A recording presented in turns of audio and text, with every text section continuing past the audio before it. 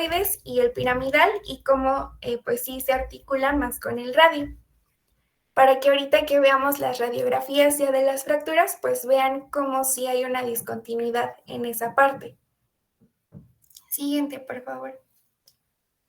Ahora, la fractura del hueso semilunar es muy poco común. De hecho, pues se mencionaba que en las bibliografías que muchas veces como que ni siquiera se dan cuenta los pacientes que pues tienen una fractura de este hueso y pues no son, son lesiones muy poco frecuentes, entre el 0.5 al 1.1%.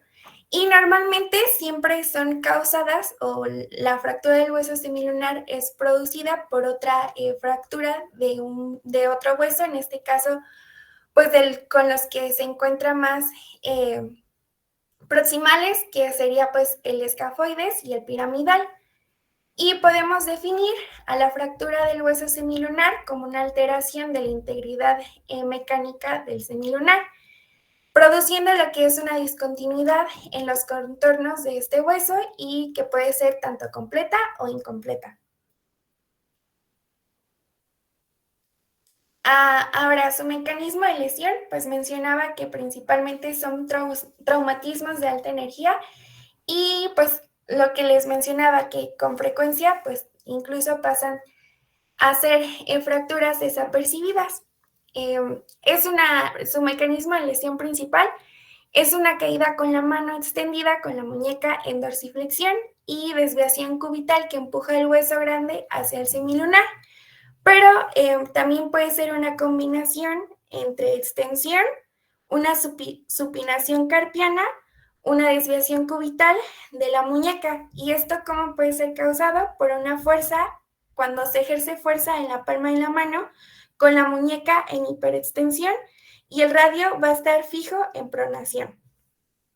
Y pues normalmente este tipo de fracturas llega a ser combinada con patrones de lesiones ligamentosas, pero también óseas.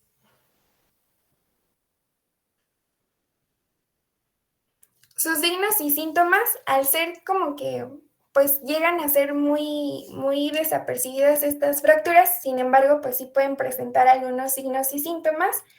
Vamos a tener que el paciente va a referir dolor en la muñeca, que se agrava principalmente con el movimiento. Va a tener dolor a la palpación en la parte media del dorso de la muñeca, principalmente cuando es distal al radio, porque sabemos que se articula con este. Va a haber una palpación, va a haber dolor a la palpación en la extensión del tercer dedo contra la resistencia con la compresión a lo largo del eje del tercer dedo. Va a haber hipotencia funcional, es decir, que no puede pues realizar ciertos movimientos, y también va a haber tumefacción.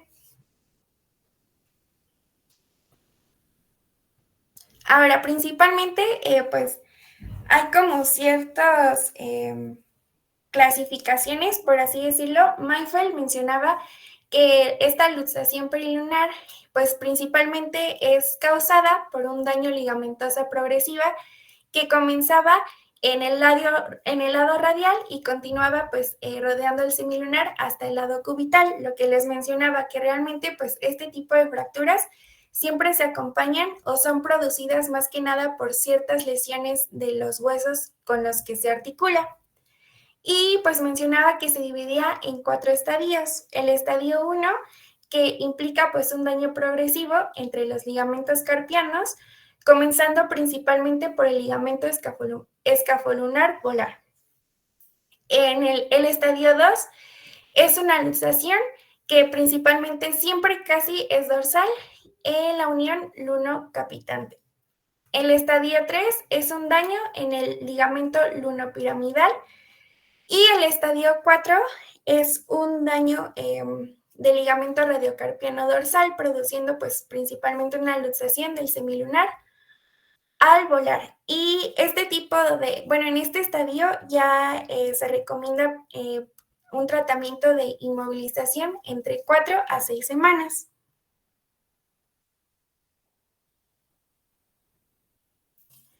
Johnson, bueno, esta es otra clasificación donde Johnson, que es la clasificación de Johnson, que se clasifica principalmente el daño, clasifica la fractura dependiendo la lesión en las estructuras. Y este lo divide en dos, que va a ser lesión del arco mayor y lesión del arco menor. Ahorita viene una imagen para que lo entiendan mejor. Cuando se refiere a una lesión del arco menor, va a estar implicado un daño en los ligamentos circundantes al semilunar, mientras que en la lesión del arco mayor ya es una fractura del hueso del carpo que se encuentra circundante al semilunar. ¿Qué tipo de huesos? Pues ya sea el escafoides, el hueso grande o el piramidal. Y Herzberg mencionaba que dentro de esta clasificación de Johnson, pues mencionó, bueno, como que él descubrió que esta lesión trascafoidea era la más frecuente de entre estas fracturas o luxaciones perilunares con lesiones en el arco mayor. Siguiente, por favor. Y bueno, es lo que les mencionaba. Por ejemplo, en la línea C, ahí hablaríamos ya de una lesión en el arco mayor. En la línea, en la línea A sería una lesión en el arco menor y en la línea B sería una lesión en el arco translunar. Este arco translunar es como que lo agregó otra clasificación que se conoce como la clasificación de Bale. Entonces, dependiendo, pues las estructuras que se lleguen a lesionar, pues es como vamos a clasificar la fractura del hueso semilunar. Entonces, línea C, arco mayor, es decir, que ya están implicados más huesos del carpo. Y la línea A, que es el arco menor, que solo es como translunar, es decir, que solo es como solo el hueso semilunar.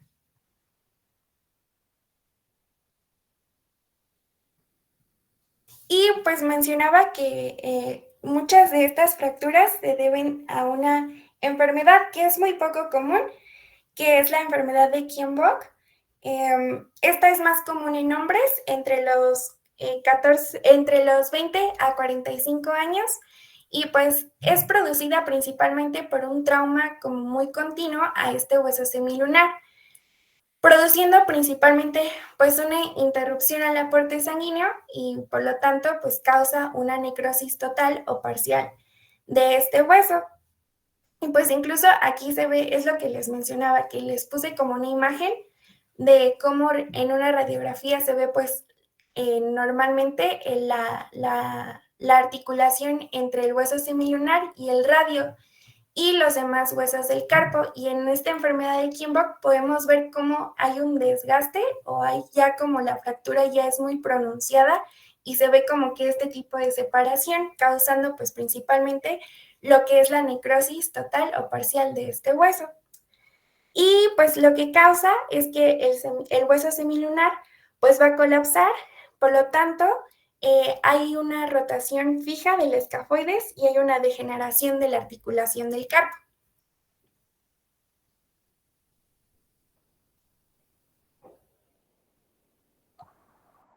Bueno, continuamos con lo que es imagen.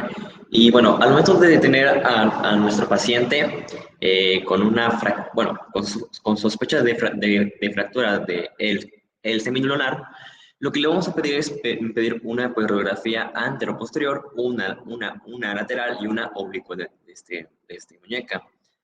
Y bueno, ¿qué es lo que podríamos observar o apreciar en el estudio? Bueno, una aparición borrosa de la línea de fractura, ahorita vamos a ver unas, y en la radiografía anterior-posterior puede quedar oculta por la concavidad de la fosa semilunar radial.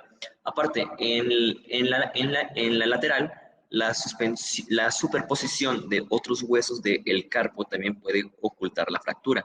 Esto se debe, por así decirlo, a la posición que llegan a tener nuestros carpos.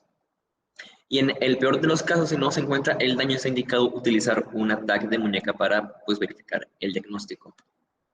Aquí tenemos una anteroposterior y una lateral, donde, pues bueno, también se puede observar acá, pues, la fractura del semilunar. Y también aquí se puede ver pues una fractura de la pues, estiloidea radial.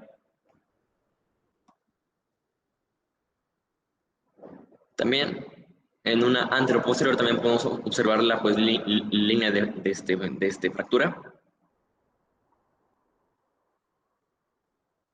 Y bueno, aquí esta es una TAC. Y aquí podemos observar la línea de fractura en el semilunar. También acá.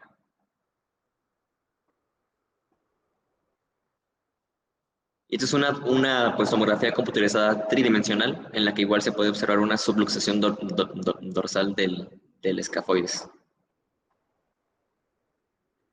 ¿Cómo vamos a hacer el tratamiento? Bueno, aquí pues va a depender de si hay o no pues desplazamiento. Bueno, si no hay desplazamiento, se va a realizar una inmovilización desde las raíces de los dedos hasta el codo por pues 2 meses. Pero si tenemos un desplazamiento, se va a realizar una reducción con manipulación con agujas y luego se va a realizar hacer la inmovilización. También se mencionaba un tratamiento kinésico después de quitar el yeso.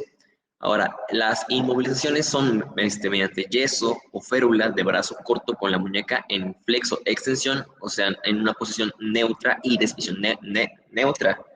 Y la inmovilización prolongada puede ser aproximadamente hasta por 12 semanas, además de que se va a estar realizando un seguimiento radiológico. Bueno, también tenemos tratamiento quirúrgico, que puede ser, bueno, alargamiento de la ulna o acortamiento el radio para reducir la tensión en el semilunar con la pues, consolidación. Aparte, también se puede realizar una extirpación de lo que es el propio hueso, una sustitución por una prótesis o una fusión intercarpiana. A ver, ahí lo importante del semilunar, pues normalmente son fracturas que pasan desapercibidas. Casi siempre nos damos cuenta cuando el hueso ya está muerto, hay una necrosis avascular, que es el síndrome de Kienbock, la enfermedad de Kienbock. Y normalmente es por dolor, ¿ok?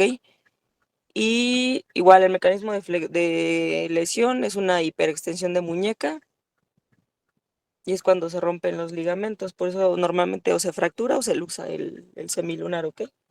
Lo importante es que conozcan que existe ese hueso y que se puede fracturar y es una lesión muy severa. Ok, a ver, síguele. ¿No habíamos visto ya escafoides?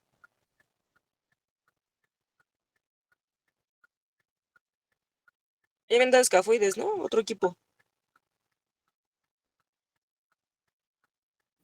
Sí, doctora, pero anteriormente había mencionado que nuestro equipo, el 2, también iba a mencionar los escafoides y metacarpianos. Ya suéltense escafoides, porque ya lo vimos rápido, no me acuerdo. A ver, suéltense al otro, porfa.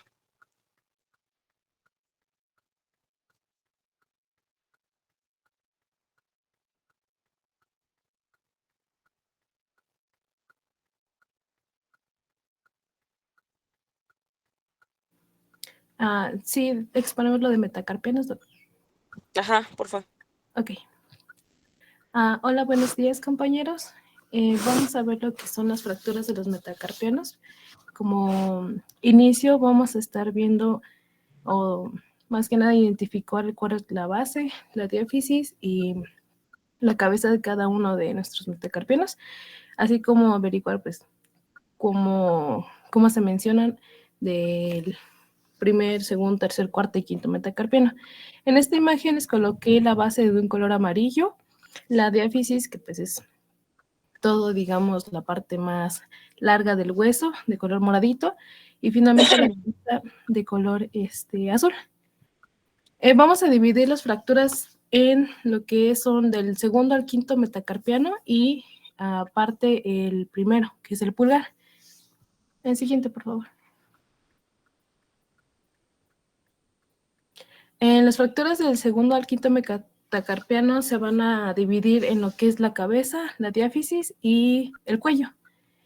Como inicio tenemos lo que son la cabeza, que son de las fracturas menos frecuentes. Para un tratamiento como tal de estas fracturas hay que hacer una reconstrucción con síntesis abiertas o en su defecto una sindactilia para la remodelación articular, dependiendo de cómo se encuentra nuestra articulación. Tenemos que tener en cuenta que cada uno de estos depende de la situación o la forma o el mecanismo de lesión en la que se... el mecanismo de lesión en la que se produzca la fractura. Comúnmente es cuando hay un traumatismo directo, ya sea por un golpe, al tratar de dar un puñetazo, o me había mencionado en la bibliografía que cuando nosotros, por ejemplo, estamos jugando básquetbol y de repente no agarramos bien el balón y el impacto se viene desde la falange, entonces puede provocar una fractura esta. En estas dos radiografías podemos ver una fractura articular de la cabeza del segundo metacarpiano. No sé si la logren ver. Podemos verla y hay una reducción anatómica con tornillos, que es en la imagen izquierda. De hecho, también hay que tener en cuenta que cada una de estas fracturas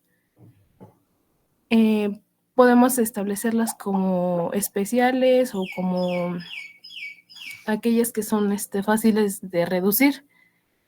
En este caso, las que son de la cabeza requieren una exigencia en cuanto a la reducción anatómica y dependiendo de la misma hay posibilidad de una reconstrucción o lo que ya había mencionado, una sindactilia. Siguiente, por favor. En esta también podemos ver esta otra fractura de la cabeza del segundo metacarpiano. En la derecha está la que dice la resolución a partir de las 4 semanas y en la izquierda es donde vemos la fractura. Podemos ver que el fragmento pues sí está bastante desplazado y digamos que los signos o síntomas más comunes que podemos encontrar ante una fractura en general de los metacarpianos, tanto en la cabeza, la diáfisis o en la base, va a ser el dolor intenso en la zona, predominante también la inflamación, la limitación del movimiento de los dedos, el hematoma y también lo que es la deformidad que ahí está visible. Los signos clínicos que podemos averiguar es la deformidad, el acortamiento del metacarpiano que está fracturado. También podemos ver una rotación anómala o un dolor a la palpación. Siguiente, por favor. Sí, el problema de estas fracturas es que cuando se desplazan mucho los fragmentos, los dedos se rotan, o sea, se pueden encimar los dedos. A ver, síguele. Siguiente, ok. La siguiente es el cuello. Como aquí le había mencionado, cuando tenemos una fractura de cuello son secundarias a un traumatismo directo sobre la cabeza del metacarpiano. Esto quiere decir, pues sí, con el momento de dar un puñetazo que no podemos hacerlo bien, toda la energía se va y se impacta en Normalmente son fracturas transversas y pues casi completas. Aquí puede haber un desplazamiento en flexión de la cabeza o con o sin desviación lateral o la malrotación, lo que había mencionado la doctora. Normalmente estas fracturas hay que realizarles una maniobra llamada maniobra de Hans, que en esta consiste en mantener la flexión de las articulaciones metacarpofalángicas y las interfalángicas, así como la primera imagen, la chiquita, que está todo doblado el dedo, y se realiza presión en el eje de la falange proximal, a la vez que se realiza una contrapresión en la cara dorsal, no como que machucáramos el dedo para poder acomodarlo. Sí, esa maniobra sí apréndansela porque les ayuda para reducir todos los metacarpianos. Es así, nada más jalan el dedo y doblan en donde está el nudillo. Lo doblan hacia abajo. A ver, síguele. Sí, el tratamiento de mismo depende de las angulaciones que hay entre cada metacarpiano. Por ejemplo, puede ser hasta 40 grados en el quinto metacarpiano, de 30 para el anular y solo 10 grados en el segundo y tercer dedo.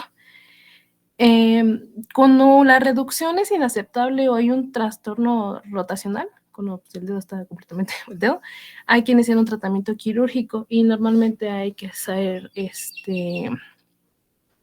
estas agujas Kirchner, si no me recuerdo. Siguiente, por favor. Y, por ejemplo, de la fractura del cuello, la más común es la fractura del boxeador. Aquí en la imagen podemos ver el circulito rojo donde está la fractura del quinto metacarpiano, y esto más que nada es por al dar un puñetazo. Es por eso que tiene ese pseudónimo. El quinto metacarpiano, al ser el más móvil, es el que más tolera las deformidades angulares. El riesgo de que tenemos al tener esta fractura va a ser el déficit de la extensión de la articulación, el dolor en la palma de la mano y la ausencia de nudillo si no se realiza una correcta reducción, que habíamos mencionado anteriormente con la maniobra. Y pues eso sería como que lo importante. Siguiente, por favor.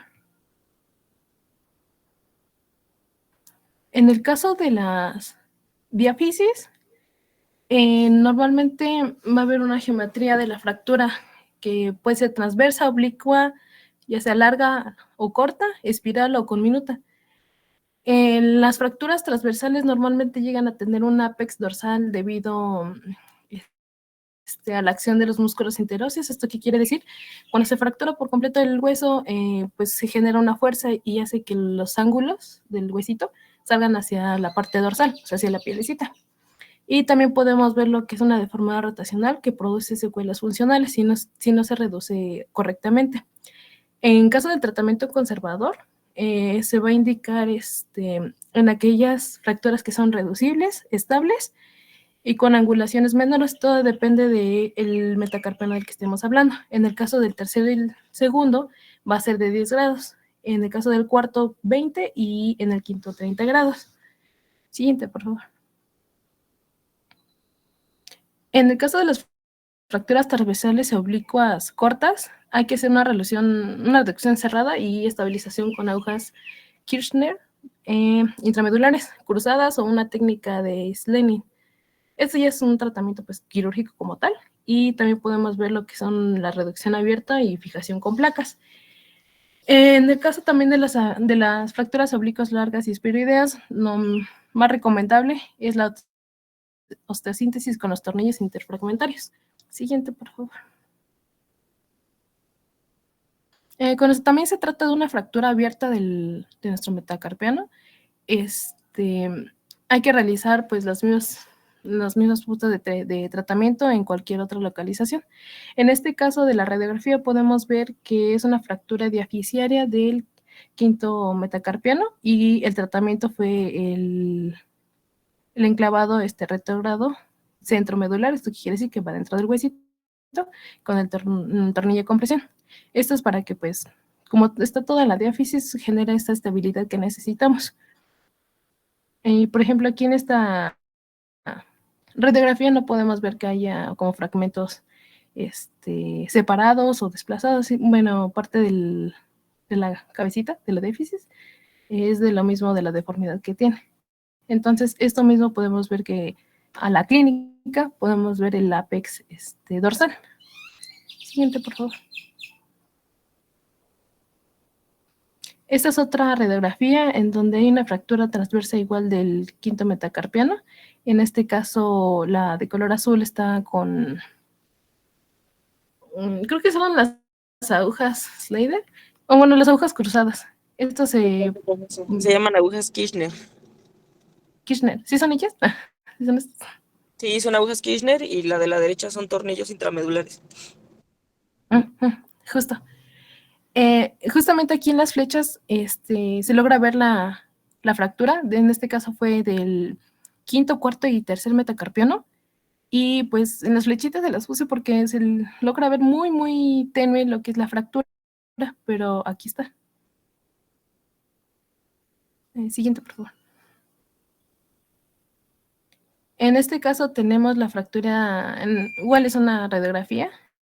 Es una fractura diafisiaria espiroidea con un problema de la amarrotación del tercero y cuarto metacarpiano.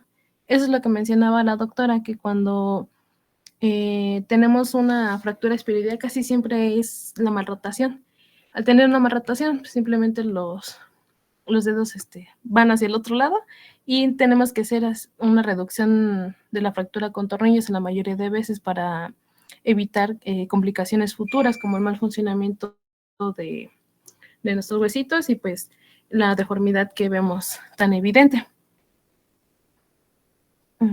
Siguiente, por favor.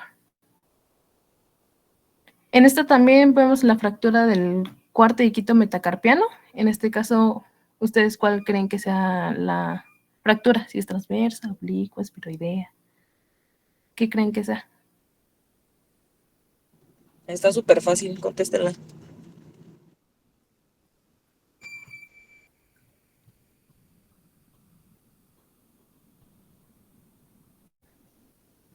Oigan, su examen que les voy a hacer va a ser de puras radiografías, ¿eh? Para que pongan atención, para que la sepan describir.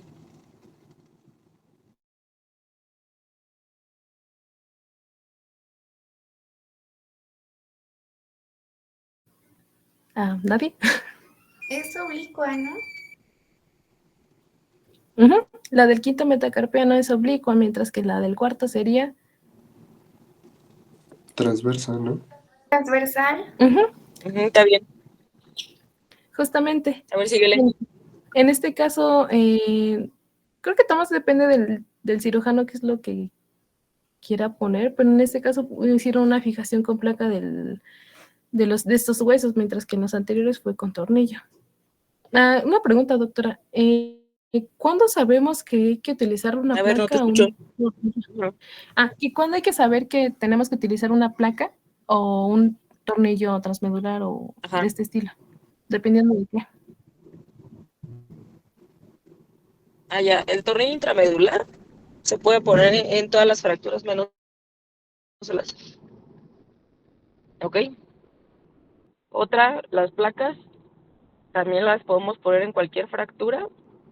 De hecho, es mejor una placa que los clavillos. Y los clavillos normalmente los ponemos cuando son multifragmentadas, o sea, te echa pedacitos, o cuando el paciente no tiene dinero para comprarse las placas. Pero todo está indicado. Sí, dale. Muchas gracias. Siguiente, por favor. En el caso de las fracturas de la base de los metacarpianos, van a ser las más frecuentes, en su caso el quinto metacarpiano. Va a haber normalmente es una fractura de luxación, en donde va a haber un desplazamiento dorsal y proximal del fragmento distal por tracción del músculo extensor cubital del carpo. Siguiente, por favor. Este tipo de lesión, si no se reduce correctamente, puede originar una conciliación viciosa que produciría dolor articular y disminución de la presión de la mano. Su tratamiento va a ser la reducción mediante la tracción y la presión digital en la base de nuestro metacarpiano y seguido de un enclavamiento percutáneo mediante las agujas que había mencionado la doctora en el Kirchner y la inmovilización de 4 semanas aproximadamente con el yeso antebraquial para evitar que se mueva mucho nuestro huesito. En esta radiografía vamos a ver una fractura conminuta de la base del quinto metacarpiano. Al ser conminuta, pues va a haber varios fragmentos. Cuando hay secuelas o conciliación viciosa en este tipo de fracturas, se hace una corrección mediante una artroplastía o bien una artrodesis carpometacarpiano, que es pues, quitar como parte del huesito y hacer como una reconstrucción total. Siguiente, por favor.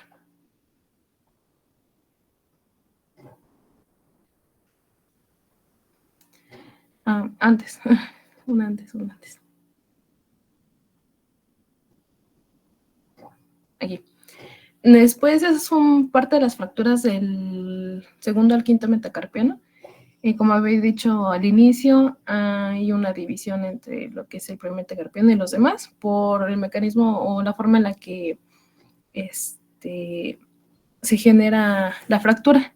En el caso de la fractura luxación de Bennett, hay un desplazamiento. Bueno, hay una fractura intraarticular en dos fragmentos. La diáfisis se luxa radial y dorsal y proximalmente por la tracción sin oposición del músculo abductor largo del pulgar, y el fragmento medial sobre el que se inserta el ligamento se permanece en su lugar. En esta radiografía podemos ver que está la fractura de Binet en la parte baja. Se dan cuenta, simplemente es como un trocito de nuestra base la que está volando, por así decirlo, que está desplazado, toda la diáfisis. Entonces, el tratamiento para este tipo de fractura que viene junto con la luxación va a ser siempre quirúrgico. Entre ellas pues estaban las agujas percutáneas, que es la técnica de Wagner, y la colocación extrafocal de 2 agujas entre el primer y segundo metacarpiano. Entonces se utiliza como base, como si fuera una escalerita, las agujas se ponen transversalmente, y también tornillos de compresión si el fragmento medial es lo suficientemente grande, como lo que vemos aquí. En la complicación más frecuente de este tipo de fractura de luxación es la artrosis secundaria a la fractura. Normalmente la fractura, en su tratamiento, pues hay que hacer una reducción cerrada e inmovilización, así como la fijación del mismo hueso. Siguiente, por favor.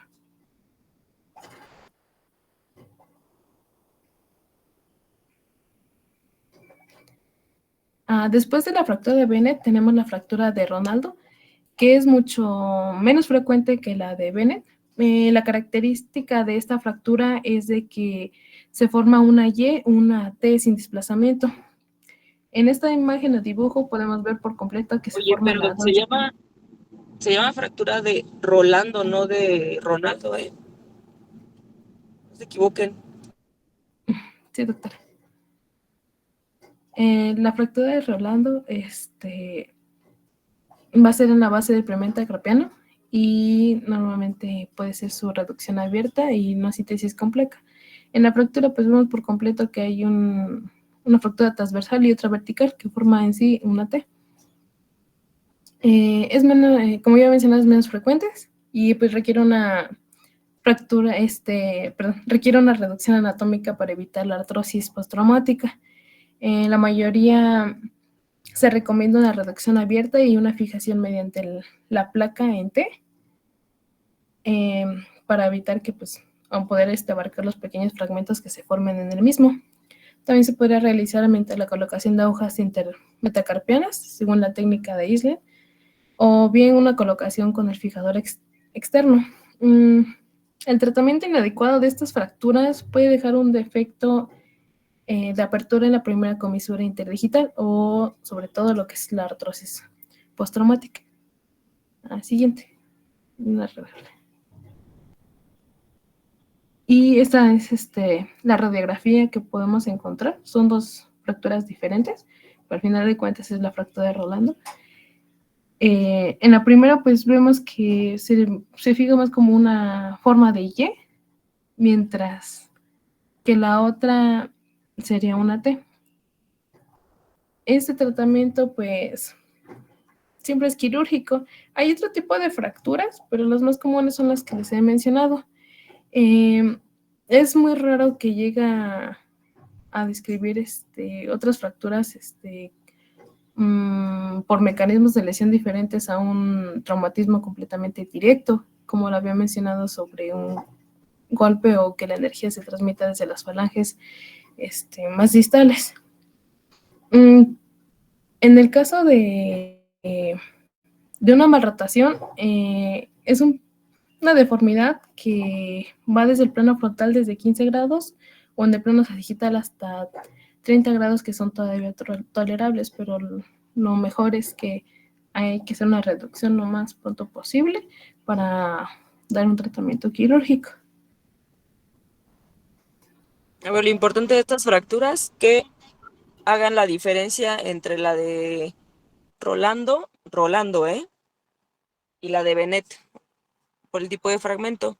Y sí, casi todas las operamos porque como es una fractura articular, puede llevar a la limitación de la movilidad. Entonces es importante que que las puedan ustedes pues reconocer en las radiografías, porque a veces se les pasan a muchos médicos este tipo de fracturas.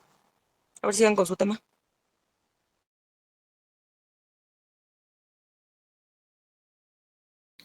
Esas son las biografías de parte de las fracturas metacarpofalángicas, por si la quieren ver.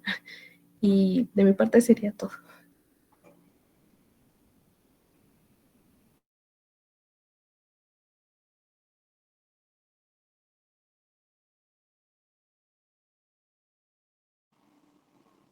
Ya sigue el tema de extremidad pélvica, ¿no? ¿O qué les falta?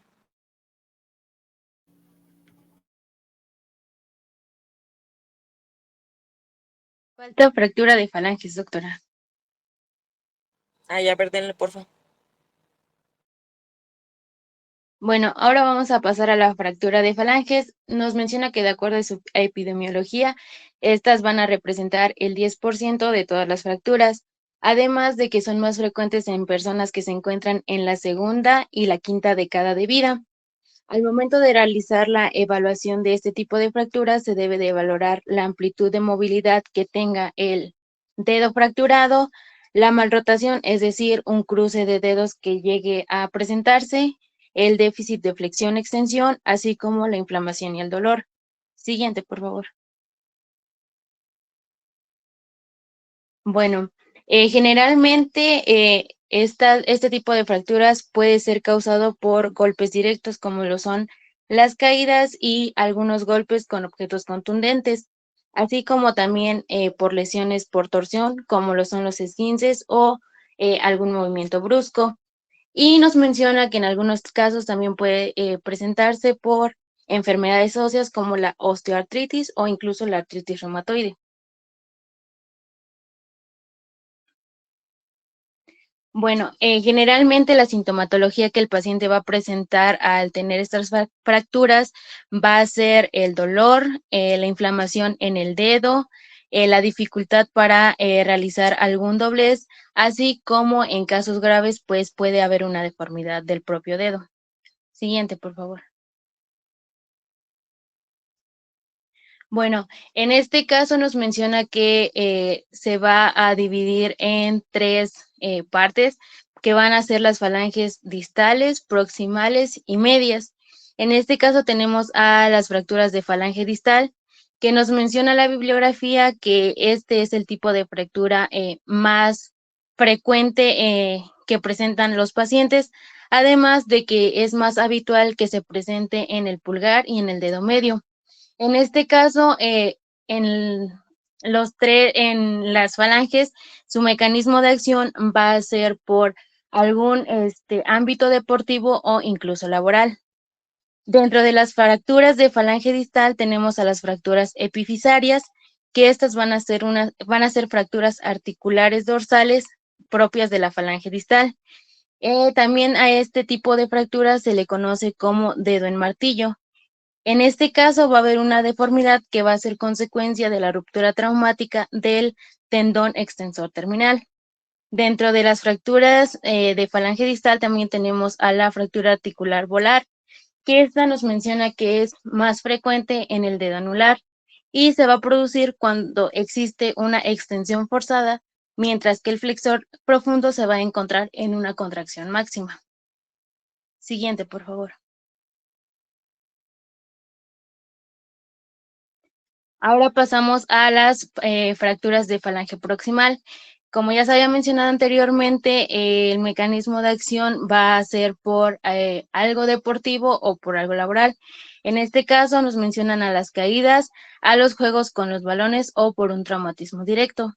Este va a presentar deformidad, inflamación y dolor al realizar algún movimiento y se va a dividir en tres regiones: cóndilos, diáfisis y base. Siguiente, por favor. En el caso de los cóndilos, tenemos que estas son fracturas articulares que para su tratamiento requieren una reducción anatómica, esto para que no se llegue a perder la función articular. Y se puede fijar con agujas de Kirchner o con mini tornillos.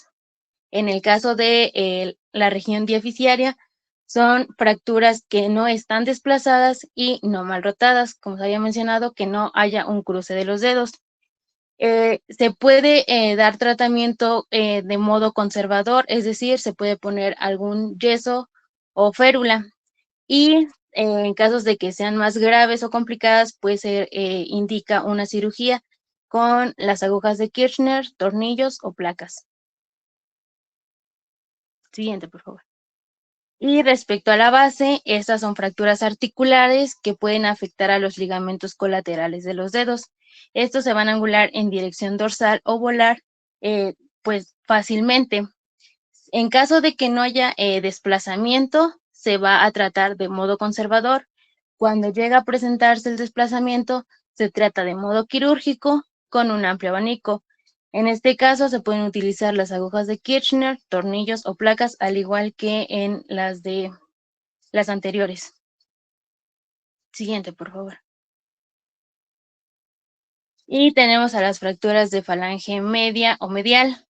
En este caso nos menciona que hay muy poca envoltura dorsal en lo que van a ser las partes blandas, por lo cual esto va a conllevar a que esté más expuesta a una fractura por un traumatismo directo.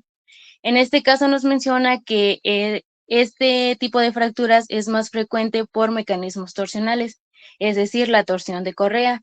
En este caso nos mencionaba que se puede dar cuando nosotros sacamos a pasear a nuestras mascotas con la correa, entonces lo que hacemos es como enrollar la correa en nuestros dedos y si la mascota llega a aplicar alguna fuerza, esto puede llegar a fracturar. O también se puede presentar en aquellas personas que montan caballo. Siguiente, por favor. Dentro de las fracturas de falange media vamos a tener a la fractura de pilón basal. Estas nos menciona que van a ser fracturas por impacto o por luxaciones, las cuales van a provocar una fractura en la base de la falange media. Esta tiene principalmente afección en las partes blandas y van a tener un alto grado de conminución, además de que estas son fracturas inestables y con una tendencia al acortamiento. Luego tenemos a las fracturas luxación de interfalángica proximal. Este es un tipo de lesión muy frecuente, además de que es compleja de tratar. En este caso, implica una fractura en la base de la falange media, pero al mismo tiempo hay una luxación de la articulación interfalángica proximal. Siguiente, por favor. Y para el diagnóstico, pues nos menciona que principalmente es por la historia clínica, así como por la inspección y exploración, pero nos menciona que para poder nosotros corroborar el diagnóstico que tuvimos durante la historia clínica, se puede hacer con la radiografía de dedo antero-posterior, lateral y oblicua. En este caso, en la imagen que se presenta, pues es una radiografía, pero pues de una mano sana. Siguiente, por favor.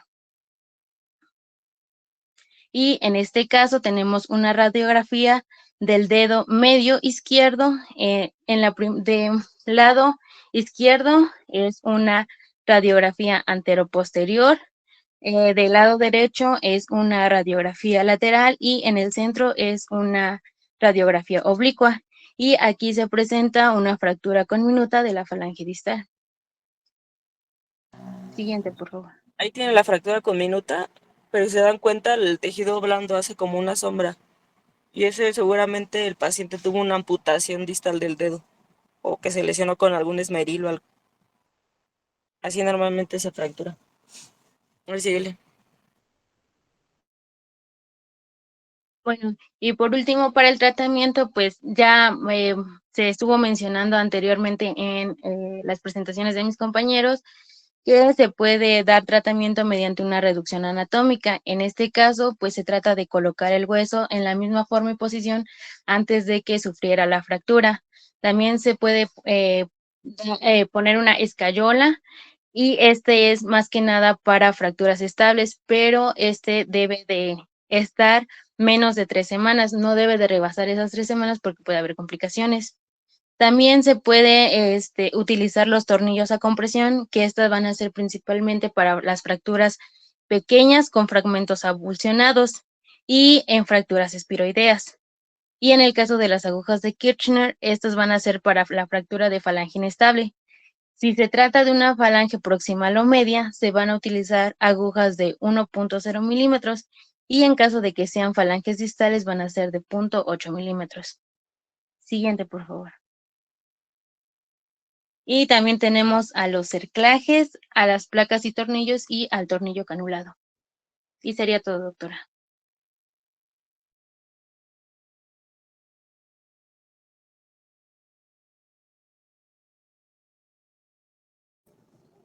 Ok, sí está bien. Literalmente casi es lo mismo que las fracturas de los metacarpianos.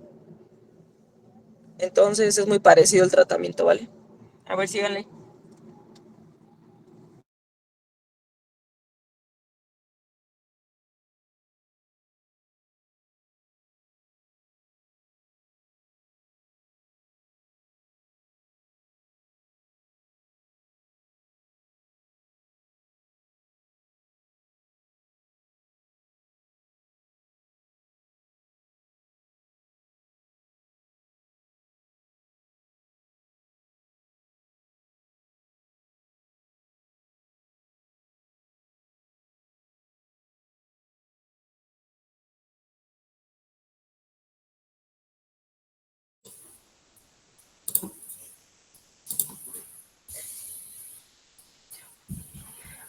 Bueno, buenas tardes, doctora y compañeros.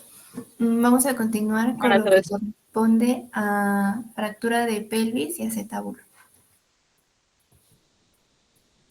Y bueno, pues primero vamos a hablar lo que corresponde únicamente a pelvis y únicamente como a manera de repaso y poder recordar un poco la estructura y la anatomía de la pelvis. Sabemos que pues la pelvis es una estructura ósea que nos va a permitir esta conexión entre la columna vertebral con las extremidades inferiores y que tiene como función principal el soporte del peso del cuerpo, pero pues también proteger órganos internos y servir de punto de anclaje tanto para músculos como ligamentos.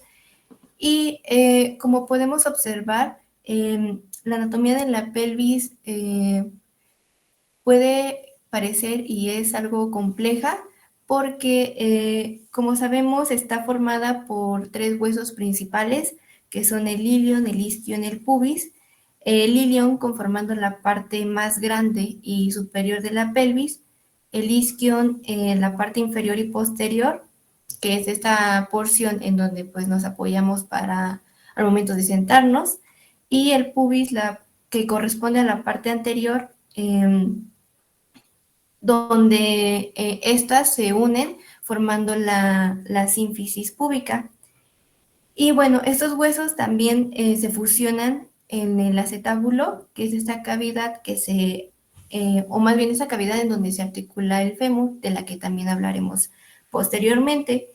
Esta estructura es compleja porque, en primera, por su forma como tal, por los detalles óseos con los que cuenta, es una anatomía muy amplia. Las articulaciones que la comprenden, que son la sacroiliaca, la sínfisis púbica y la coxofemoral, pues permiten esta movilidad y sobre todo proporcionar el soporte del que hablábamos anteriormente. También les había mencionado que tiene como función esta de contenido, que como sabemos la pelvis no únicamente nos va a proporcionar este soporte motor, sino que también va a alojar estructuras tanto del aparato reproductor urinario o incluso intestinal, por lo que podemos pues deducir que obviamente el hecho de que se presente una fractura en esta parte del cuerpo, pues no solamente implica o puede llegar a implicar la lesión propia del hueso, sino que muchas veces se ven también involucrados órganos porque pues esto funciona como protección a esos órganos. Entonces muchas veces cuando hay una fractura en la pelvis, es muy probable que también haya lesiones internas, ya sea del aparato urinario, del aparato reproductor, etcétera. Y también incluso, como sabemos, tiene una muy vasta tanto irrigación como inervación, lo que nos lleva al mismo punto de que es complejo tratar estas lesiones, estas fracturas de pelvis, porque pueden involucrar y sobre todo desencadenar consecuencias severas en los pacientes que las presentan, incluyendo pues algunas neurológicas, porque como podemos ver, se encuentra aquí el plexo sacro y esta inervación que nos va a proporcionar las funciones motoras y sensitivas para la porción inferior del cuerpo, pues al verse afectadas en algún accidente o propiamente una fractura, pues puede desencadenar cambios o consecuencias incluso irreversibles en los pacientes. Entonces, de ahí igual su importancia y pues mantenerlo en cuenta. En este caso de la fractura de pelvis, como en todas las fracturas que hemos estado viendo, es muy importante la anamnesis y en este punto de la anamnesis conocer el mecanismo y la energía del traumatismo, ya que de esto, en primera, va a depender el abordaje que se le dé inicialmente a los pacientes y en segunda, encaminar el tratamiento, ¿no? Se menciona que la fractura de pelvis suele ser más común ser ocasionada por un mecanismo de alta energía, como cuáles, pues un accidente automovilístico o una caída de gran altura, como ya sabemos, pues son considerados mecanismos de alta energía, ¿no? Dependiendo la velocidad a la que vaya el coche y también a la altura que se presente la caída. Pero pues también se menciona que puede llegarse a presentar en algunas ocasiones una fractura de pelvis a partir de un mecanismo de baja energía. En pacientes jóvenes se mencionaba que podría ser por abulsión y en la bibliografía se mencionaba un ejemplo de lo que podría ser tal vez cuando juegan fútbol, podría ser un ejemplo en donde podría tal vez presentarse, en donde no necesariamente la energía es tan alta, pero podría presentarse una fractura de pelvis incluso.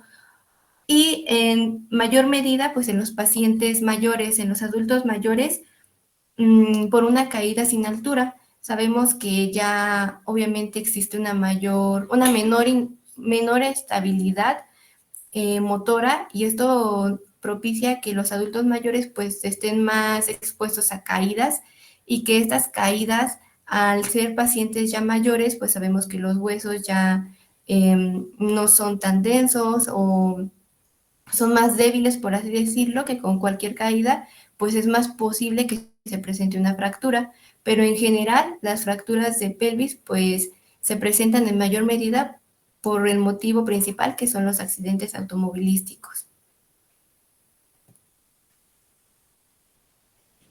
Bien, ahora vamos a pasar con la clasificación. Nos mencionaban dos clasificaciones. Una de las dos va a ser la de Young y Burgess. Esta como tal nos va a describir el vector de la fuerza que pues iba a producir por una disrupción o una rotura y por el grado de desplazamiento que pues va a ser resultante. Para esta nos iba a dividir en dos fuerzas, en tres tipos principales, que va a ser la compresión antero-posterior, que va a ser por una fuerza aplicada pues desde adelante, una compresión lateral, que va a ser pues por un impacto lateral, y por un cizallamiento vertical. Más que nada va a ser por un movimiento hacia arriba del hemipelvis, que va a tener relación con el sacro. Y pues muy a menudo se va a dar como una consecuencia pues el aterrizaje desde una altura sobre una extremidad inferior. Y pues nos mencionaba que cuanto más violento sea el traumatismo, va a ser más pronunciado el desplazamiento de los fragmentos, el cual nos va a dar una progresión gradual de la lesión, es decir, que va a ir empeorando. La siguiente, por favor.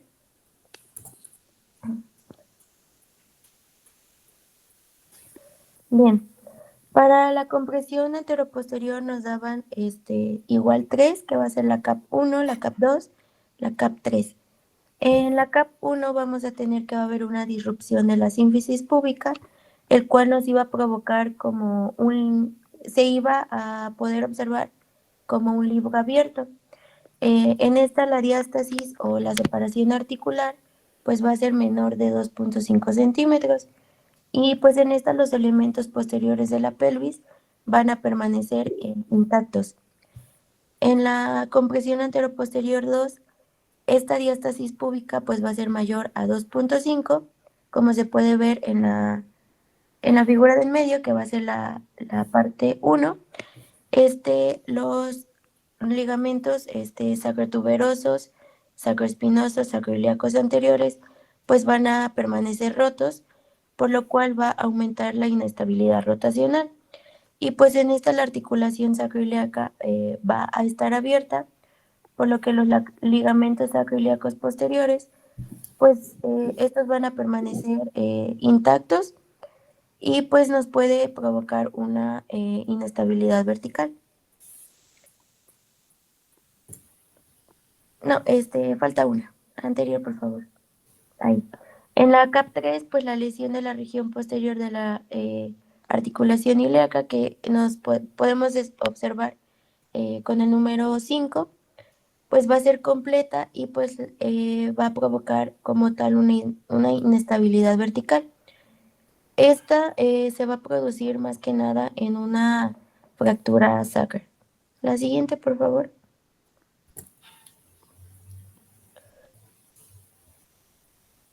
Bien, ahora por compresión lateral igual vamos a tener 3. En la primera las ramas púbicas pues van a fracasar. En primer lugar pues va a ser como una fractura transversa que pues va a estar muy característica y esta se va a asociar a una fractura por aplastamiento del borde anterior del sacro. En la 2 pues vamos a tener que el ala ilíaca va a estar fracturada, el cual nos va a dejar va a dejar un fragmento semilunar, el cual va a estar conectado a la articulación sacroiliaca.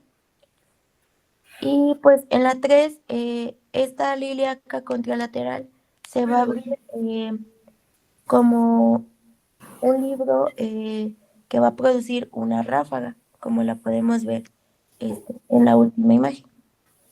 La siguiente, por favor.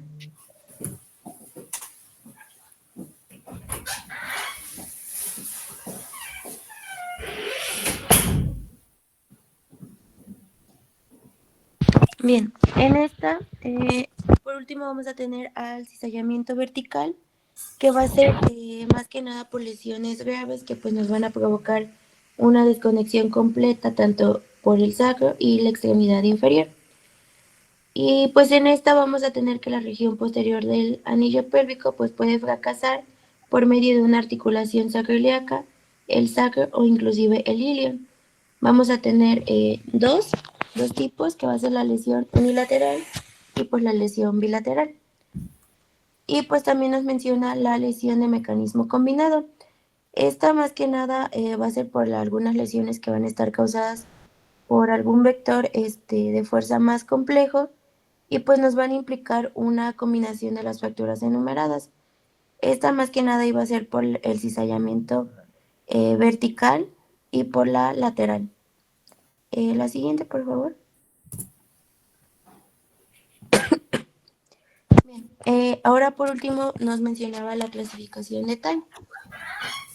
Esta nos iba a agrupar las fracturas que se van a basar en la estabilidad horizontal, así como la vertical del anillo pélvico. En esta vamos a tener igual 3 tipos. La tipo A, que va a ser, en esta el anillo pélvico pues va a estar intacto, no va a tener ninguna lesión.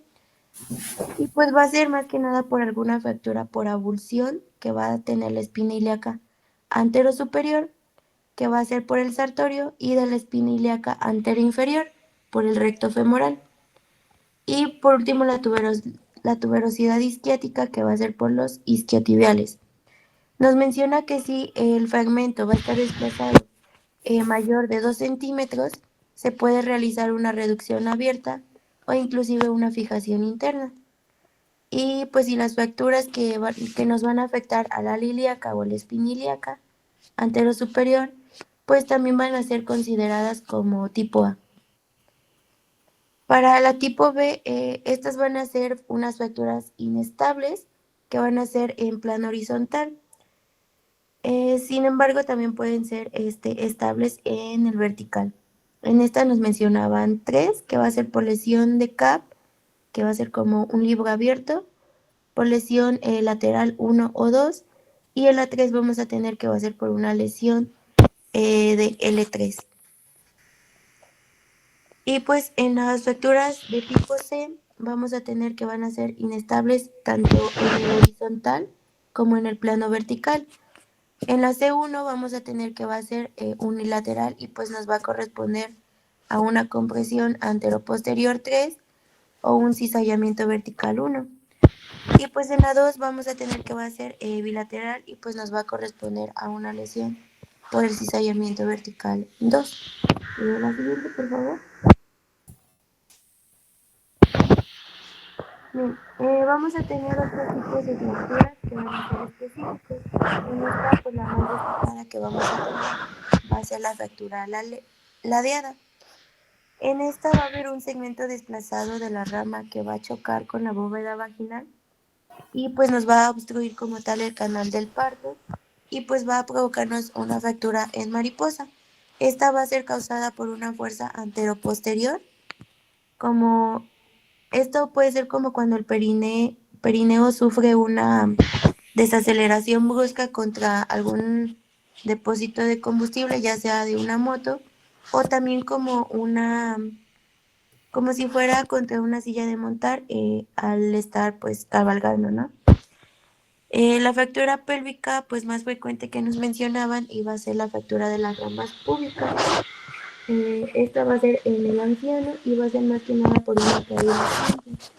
Esta más que nada iba a ser por una compresión lateral. La siguiente, por favor. No, por último vamos a tener a las fracturas sacras. En este pues el anillo puede fracturar a través del cuerpo. Pues, y pues para esta nos mencionaban la clasificación de Dennis, que iba a estar relacionado con el trazo de la fractura, pues como tal de los agujeros sacros. En estas, pues igual nos iban a clasificar en 3 tipos que van a ser la lateral a los agujeros sacros, las que van a ser transforaminales y pues las que van a ser mediales a los agujeros sacros. Tanto para el tipo 1 como para el tipo 2 nos pueden implicar algún riesgo de la lesión en la raíz nerviosa. Y pues un componente transversal nos puede dar como una fractura en H o en U, como se puede ver en la figura 15 y 18. La fractura del saltador nos mencionaba que iba a ser más que nada causada por la columna vertebral. Esta va a caer a través de la pelvis y pues nos va a ocasionar una fractura de tipo 2 de Dennis bilateral que va a ser por un componente horizontal, que como les mencionaba iba a ser en fractura de tipo H.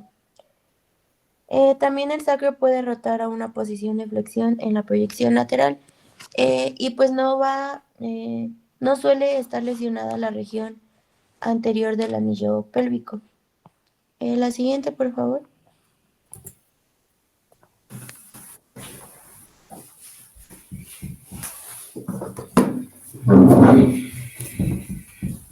Bueno, ahora vamos con lo que es la evaluación radiológica. Pues de primera elección, lo primero que vamos a pedir va a ser una proyección anteposterior de pelvis.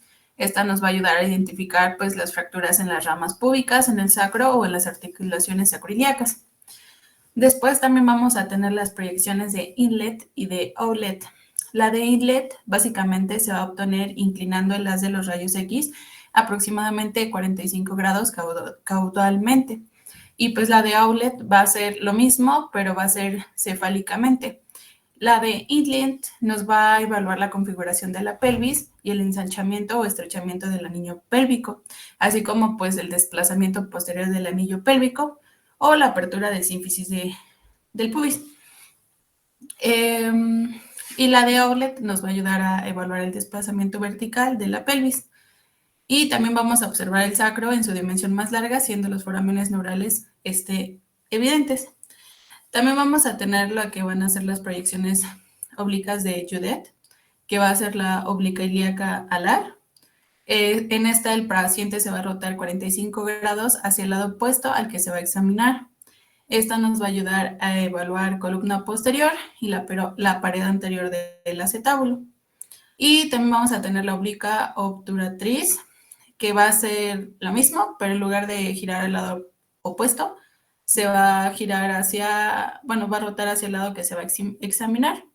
Y pues esta nos va a ayudar a evaluar columna anterior y pues la pared posterior. Aquí, por ejemplo, les puse estas radiografías. Podemos observar una fractura pélvica aquí, en la fractura pélvica inestable con fijación externa, con pérdida evidente de la alineación normal del anillo pélvico. Aquí, a los costados, podemos notar que hay un dispositivo de fijación externa que es bilateral y básicamente atraviesa la pelvis se utiliza para estabilizar esta fractura. Y pues también nos ayuda a controlar las hemorragias y a mantener la pelvis alineada hasta que se realice pues alguna intervención definitiva. Y pues obviamente pues podemos ver la presencia de una diástasis de la sínfisis púbica o también podemos decirle fractura sacroiliaca. Y pues esto nos habla de que esto fue una lesión por alta energía. Después, aquí tenemos la fractura pélvica inestable con clamp en C. Y pues el clamp en C es un dispositivo de compresión. Pues está aplicado principalmente para reducir y estabilizar las fracturas posteriores de la pelvis. Se usa especialmente en fracturas abiertas del anillo pélvico o en fracturas con inestabilidad rotacional. La fractura probablemente involucra una ruptura de la articulación sacroiliaca o un desplazamiento significativo de los huesos pélvicos. Este tipo de fracturas es una emergencia traumatológica, ya que se puede asociar con hemorragias masivas y lesiones de órganos. Y pues aquí también les puse una fractura cerrada del intratrocánter del fémur con desplazamiento. Y aquí podemos ver que la imagen muestra una fractura intratroncantérica del fémur caracterizada por un trazo de fractura en la región entre el troncánter mayor y el menor. Pues obviamente podemos ver que existe un claro desplazamiento del fragmento óseo, lo que indica una fractura inestable. Este tipo de fracturas es común en pacientes ancianos por caídas de baja energía o también puede ocurrir pues personas jóvenes, como ya lo había comentado Zule, pero pues que hayan tenido un impacto de alta energía. El manejo de esta suele ser quirúrgico mediante una fijación interna con clavos intramedulares o placas dinámicas. Bueno, ahora vamos a continuar con el tratamiento. Primero vamos a iniciar con el que no es quirúrgico. Este va a estar dividido en tres. El primero es la fractura por compresión lateral de grado 1, que se va a necesitar analgesia y pues la movilización normal. Nos mencionaba que en el caso de los adultos mayores se va a realizar, bueno, sí, pues se va a recomendar la analgesia, pero también se les manda a realizar ejercicios de fisioterapia. En lesiones por compresión anteroposterior de grado 1, se dice que es una movilización gradual y en caso de que requiera un tratamiento quirúrgico, este solo es dado si el paciente sigue presentando crepitaciones, dolor al tener la movilidad. Y por último tenemos las fracturas por abulsión, que se va a buscar pues el movimiento, tener movimiento de forma gradual, no tiene que ser pues que sí vaya que el paciente pues haga su vida cotidianamente, sino que lo tiene que ir reincorporando. Y el tratamiento quirúrgico solamente se da si hay presencia de fragmentos que son grandes y se encuentran desplazados.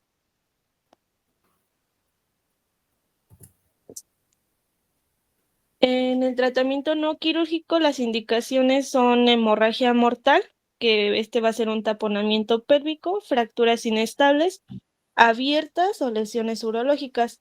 Estas vía y técnicas van a, van a ser guiadas por la clasificación de Young y la de Burgers, y nos dice que cuando es una compresión anteroposterior de grado 1, pues se hace una estabilización anterior.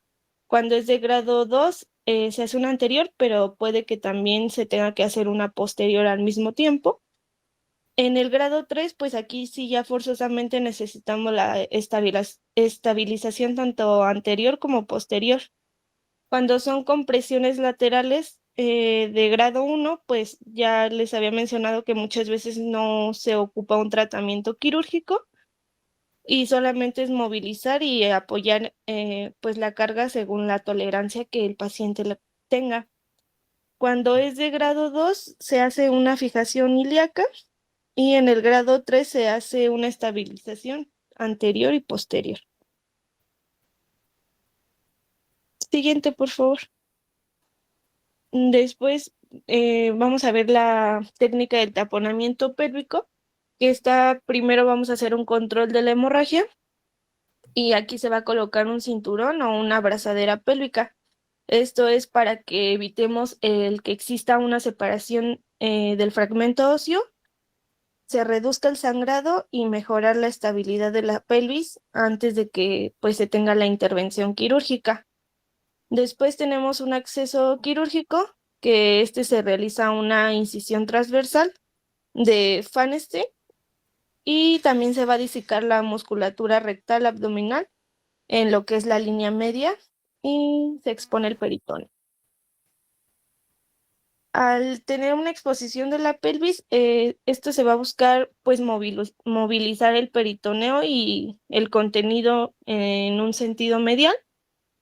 Y también se busca exponer la cara interna del anillo pélvico y los músculos del psoas ilíaco.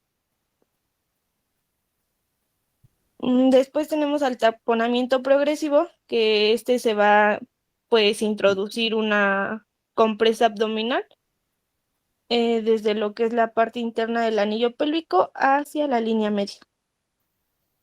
Y esto se va a buscar a tener un avance hacia posterior y una adecuada presión para pues ir deteniendo la hemorragia.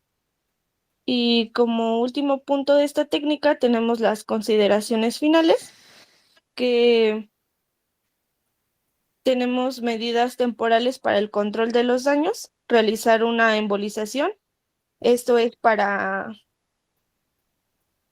pues sí, vaya a tener una estabilización definitiva de la pelvis. Y cuando, bueno, nos dice que esta técnica va a ser más efectiva en caso de hemorragias que son venosas, ya que en la arterial es un poco más difícil.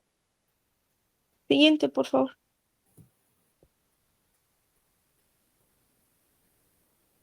Después tenemos el tratamiento de fracturas abiertas y lesiones urogenitales.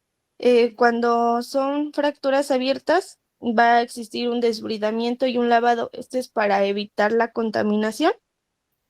En caso de que una afectación intestinal, pues se requiere una colostomía. Esto también es para que evitemos el contaminar pues esta parte. En caso de las lesiones ureterales, se va a colocar una sonda, pero esta tiene que ser colocada con una técnica muy cuidadosa y se busca una cicatrización, la cual tiene que ser espontánea. Y pues aquí se va a hacer una exploración y una reparación quirúrgica. Después tenemos la estabilización de lo que es el anillo pélvico en la parte anterior, que nos dice que tiene una diástasis púbica, la cual va a tener una cicatrización hasta las 15 semanas y requiere una fijación externa o interna. En el fijador en la cresta ilíaca se van a colocar 3 clavos, los cuales están roscados en la cresta ilíaca. También tenemos un fijador supraacetabular, que va a ser un solo clavo, el cual también es roscado va a ser roscado en la espina ilíaca anteroinferior. Y la última fijación es una placa o tornillos y estos son colocados en lo que son fracturas que pues no tienen que existir una reducción. Siguiente, por favor. Aquí en la estabilización del anillo pélvico, este es el posterior, se va a hacer una reducción cerrada. Esto es, si no se puede hacer esto, pues se va a requerir cirugía. En la fijación con tornillos sacroiliacos o placas y en la que son las fracturas sacras complejas, se requiere pues una reducción, la cual tiene que ser abierta y lleva tornillos, placas o babas. Siguiente, por favor. En la disociación espinopélvica, aquí va a existir pues las fracturas en forma de H y las luxaciones lumbosacras. Estas van a hacer una separación de lo que es la pelvis de la columna y aquí se va a hacer una fijación con lo que son los tornillos pediculares lumbares y las transiliacos. Y por último tenemos el tratamiento posoperatorio, que nos dice que tiene que existir una profilaxis de trombosis venosa profunda, en la cual se busca pues evitar la coagulación en caso de que sea necesario. También cuando al paciente pues se le encuentra contraindicado esto de hacer la anticoagulación, se va a colocar un filtro en lo que es la vena cava. La movilización es dada hasta de la 6ª a la 15ª semana y los pacientes que se encuentran con una estabilización quirúrgica, pues el apoyo tiene que ser restringido mínimo por 8 semanas y también al mismo tiempo tiene que haber un control radiográfico. Ya cuando los casos son muy severos, pues sí, tienen que permanecer en cama o utilizar pues silla de ruedas por tiempo largo. Siguiente, por favor.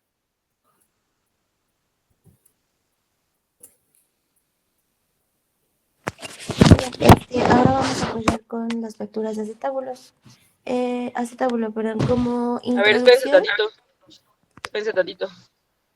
A ver, de las fracturas de pelvis, acuérdense que tiene que ser mecanismo de alta energía. Normalmente son pacientes atropellados o accidentes de carro o moto. ¿Ok? Y de ahí, ya con la radiografía, ustedes la clasifican en estables e inestables. ¿Ok? Y son las radiografías que les comentaban sus compañeras. Es una P de pelvis.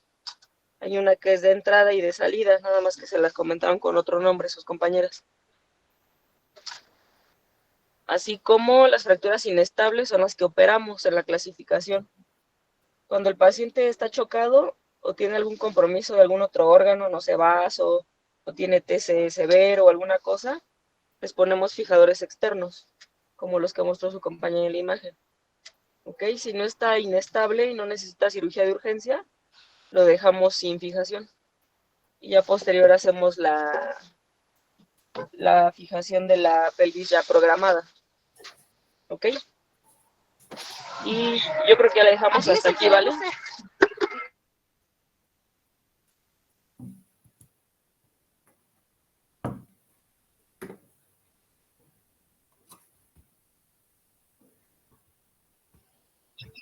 Ok, Doc.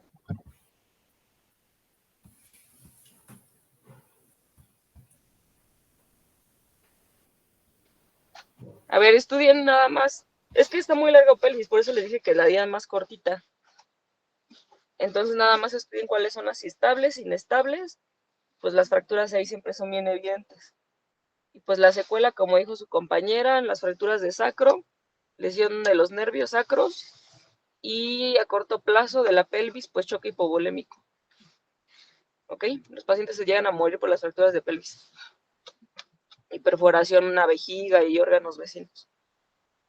Y ya pónganse a estudiar sus vendajes. Mañana, si pueden, vemos lo que falta, ¿no? Por favor, porque examen está programado para la otra semana.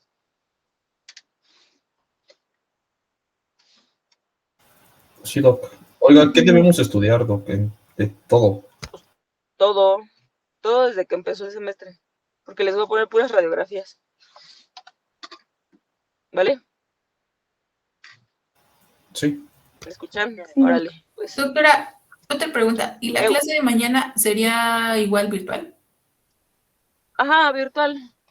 Ah, ok, vale. Sí. Porfa. Apenas me mandan el link, ¿no? De favor. Sí, Pi, muchas gracias.